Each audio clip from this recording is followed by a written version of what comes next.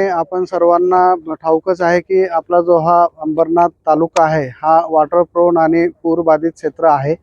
दरवर्षी उल्हास नदीला प्रचंड प्रमाणामध्ये पावसाळ्यामध्ये पूर येतो। मागील काही वर्षांचा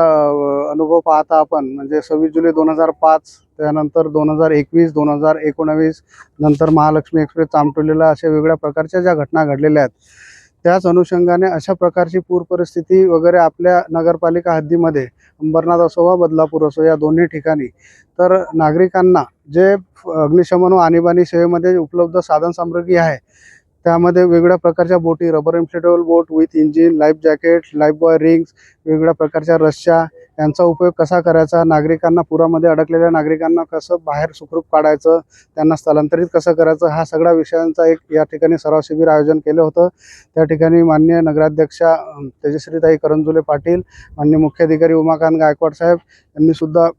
एक 5 मिनिटांमध्येच व्हिजिट देऊन या ठिकाणून त्यांनी सगळं आढावा घेतलेला आहे। त्याचबरोबर या ठिकाणी आपण बघतो की आम्ही ह्या मॉक ड्रिलमध्ये जे सराव शिबिर आहे या ठिकाणी माननीय तहसीलदार साहेब यांचं संपूर्ण ऑफिसमधले महसूलचे कर्मचारी,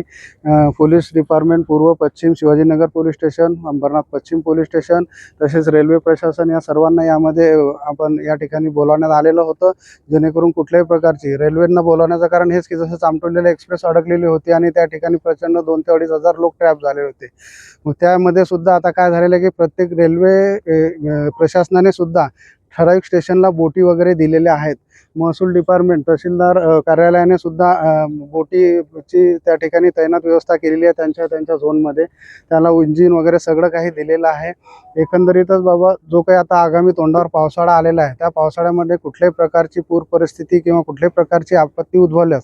तिला तात्काळ प्रतिसाद कसा द्यावा त्याचाच एक भाग या ठिकाणी एक मॉकड्रिलचं आयोजन करण्यात आलं होतं। माननीय जिल्हाधिकारी ठाणे जिल्हाधिकारी कार्यालय आपत्ती व्यवस्थापन प्राधिकरण ठाणे यांच्या संयुक्त विद्यमानाने ह्या सर्व कार्यक्रमाची रूपरेषा आखण्यात आलेली होती।